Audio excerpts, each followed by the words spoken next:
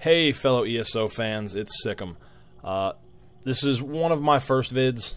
I wanted to get into the YouTube community, just bought a Marillis Action, pretty fun video recording program. It's worked out better for me than Fraps did, so figured I'd start up a channel and get my name out there. Right now I am playing what ESO is calling the Thunder Thief class. Very fun build. Level 10, and I'm already enjoying it more than anything else that I've tried. Pretty much tried every class using 3 or 4 different play styles. This one's primarily focused on DPS. If you haven't read the article, I won't go too deep into explaining it. It's a sorcerer playing almost a Nightblade rogue thief type of mentality. So obviously you have to play a sorcerer to play the Thunder Thief build, just because of the skills that go into it from the class. I rolled a Dark Elf because they do have a bonus to dual wield, and that is what this build focuses on. I also like the fact they get bonus fire damage. That way you can move into Destruction Staff for more AoE fights if you don't want to rely on the Overload ultimate, which we'll get into. I put 9 points into health. As you can see, I'm only level 10.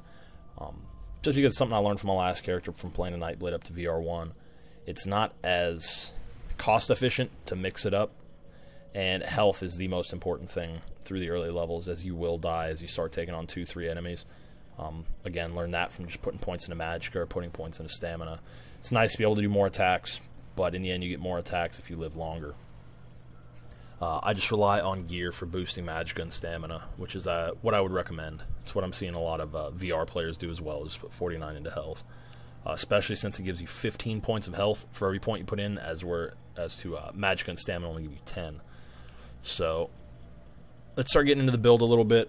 We will go into the skill bar. Right now I obviously only have one. Don't pay attention to this nonsense. Normally I have encase down here, so let's get rid of that. I haven't morphed it yet, but it'll immobilize enemies in front of you for 4.5 seconds. Very nice in group pulls, since I don't have an AoE set yet. Once I start getting Destruction Staff going, that'll go into the ultimate later. Overload Sorcerers, I know you're familiar with it. For anyone else, it's a fun ability. Second, I have Thundering Presence. One of those things I use on any mob that has that quote-unquote tank build to them. Tend to have a little bit more health and take a little longer to kill, just to increase my uptime, reduce downtime. This will increase armor and spell resistance by 350 for 8 seconds and deal 10 shock damage near my enemies every second. I morphed it to Thundering Presence. I prefer the extra 2 seconds of duration to the movement speed, just because less mana I'm spending on it is better for me. That one's really up to preference, whether you want to play a more of a kite style, or if you want to really get in there and just start overloading things to death. Third, Endless Fury. This began with Mage's Fury. This is the Endless Fury morph, where it refunds Magicka for killing blows. Now, just about every mob out there, once they hit 20%, if you hit them with this, they're going to die. Excluding some very high health, quote-unquote, tank mobs and world bosses and things of that sort. Any type of elite, as I'll use that term for MMO purposes. As you can see, it costs 72 Magicka and refunds 61 Magicka if you get the killing blow. So anytime a target drops to about 30% health, I'll usually use this. It'll kill them, it'll refund almost all the Magicka for it, and I can keep rolling. It also does an AoE explosion for 17 damage in a 4-meter radius. So if you're fighting multiple targets, it's nice to use. Save an extra tick off overload. Fourth, I use Rapid Strikes. This is the morph that allows you to get an extra 15% attack speed for 6 seconds after you use it. Very fun ability. You can get in 6-7 weapon swings as long as you keep clicking it. All light attacks. I haven't really tried rolling with heavy attacks because I like to burn them down quick. It does cost 104 stamina. It's a little pricey, but being the only stamina ability on the bar, it kind of pays for itself, giving you that extra attack speed. It lets you burn somebody down. Lastly, on standard skills, I have Velocious Curse, which started off as, I believe it's called Daedric Curse. This just reduces it down from 6 seconds to 3.5 seconds, where the target will take no damage. It has a 28-meter range, so you can really tag mobs from far away. I don't rely on sneaking very much because I like to power through levels. It's only 88 Magicka, so it isn't terrible. And after that 3.5 seconds, target explodes for 75 magic damage, and nearby enemies take 38 damage. If you can only have it active on one enemy at a time, it'd be nice to drop it on, you know, a whole group of 2 or 3, which you probably could at that speed, and just watch them all explode. But I like to open up on this when I fight, you know, tougher Daedra, something like a Clan Fear, something that has a little bit more health, or those quote-unquote tank mobs that are gonna, you know, really resist a lot of that physical damage. And for the ultimate, I chose Overload, which is out of the Stormcalling tree. Pretty much everything I have is out of Stormcalling. Light and heavy attacks are replaced with empowered versions that drain ultimate. Damage is increased by 6%. Toggle to activate. This is not one of those ultimates, for those of you that don't play a sorcerer, where you build up the 125 ultimate, you use it, and then you start building 125 again. If you stack this up to a 1,000 ultimate, you toggle it, you start doing heavy attacks, and this is that Sith lightning that you're starting to see people shoot out, that Force lightning from Star Wars. One of the reasons why sorcerers are amazing at AoE fights. You pop Thundering Presence and Overload, that's a solid 8 seconds of AoE damage all around. It has a pretty long range, I want to say up to 10 yards in a cone in front of you. Pretty much in a 90-degree cone. Nice and wide. As long as you walk backwards while you use it, you're hitting everything. I've used it to solo the world boss at Strife Swarm Hive, I believe it's called. Wasn't a problem at all. I didn't even have any potions hotkeyed. I've got that video posted elsewhere if you want to look at it. Again, just massively amazing ability. I don't know why I never rolled a sorcerer to start. I've put points into everything just so I can get experience out of it. Daedric Summoning, I've got the Curse. Dark Magic, I have Encase. And Stormcalling, I've got both Endless Fury, Thundering Presence, and then I've also got the Ultimate and Overlord. Right now I'm only dual wielding. I didn't even bother putting points into Twin Slash as it wasn't something I needed. Rapid Strikes was the first thing I put points into, and I just put Whirlwind just for later on if I do decide to make my AoE melee-centric. I can, but it's probably not one of those things that's going to happen. Moving into armor. Right now I've got 2 points in Dexterity for an extra 10% critical strike chance with physical attacks. This is one of your early crit boosts for any melee user, which is why I recommend, even if you do wear heavy, try to have 1 piece of medium so you can get this bonus built up. Even if you only get 2% crit out of it after putting 2 points in, it's worth it. As I go on, I'll put points into Windwalker for stamina recovery and improved sneak. I am rolling 5 medium, 1 heavy, 1 light, just to build up the experience in all the armor lines. It's not quite as fast. As you can see, light armor 7, heavy is 9, medium's up to 15. But later on, I would like to have the cloth build, just if I do want to play that traditional sorcerer look. I haven't put any points into guild abilities. It's something I did on my Nightblade. Didn't really saw much out of it. Mage's Guild, I may get Fire Rune later on down the road, but we'll get into that. So why the Dark Elf is such an amazing class, or an amazing race for this class. Dual wield skill line, extra 15%. That speaks for itself. The class is built around dual wielding, and this is one of the big perks of it. Dynamic is another ability. It's a 3-point ability that'll eventually increase your maximum magic and stamina by 6%, I believe, if that's how it stacks. It's not much in the lower levels. Once you hit VR1 and all your stats are maxed, and you start putting points into it from gear, and you get more and more, it does stack up quite a bit, actually. Definitely something I'd recommend. Resist Flame goes without saying. I don't think there's very many zones where you'll go where there isn't a mob that uses flame resistance, especially if you do decide to take the vampire route, which I also did on my Nightblade and immediately regretted.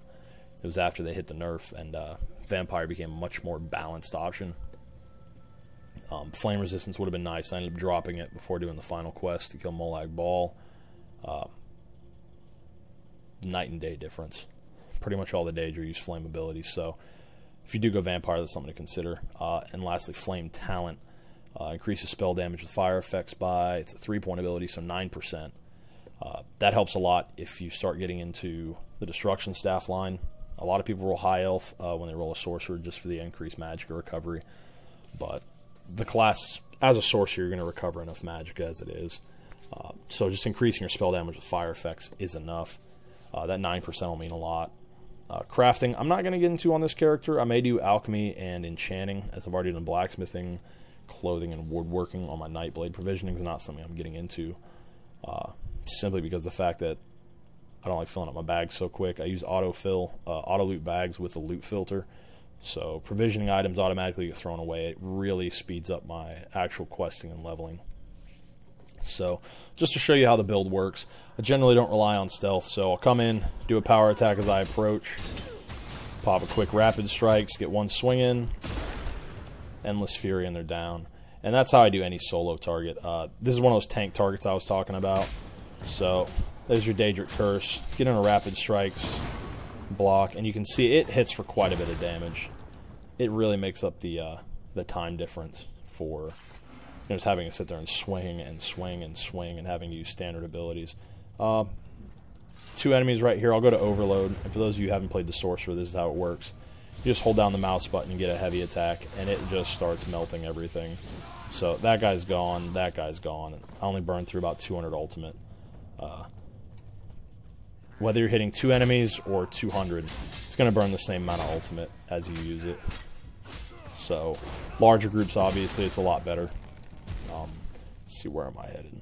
Large groups is obviously a lot better simply because you get more effect out of it, you get more bang for your buck.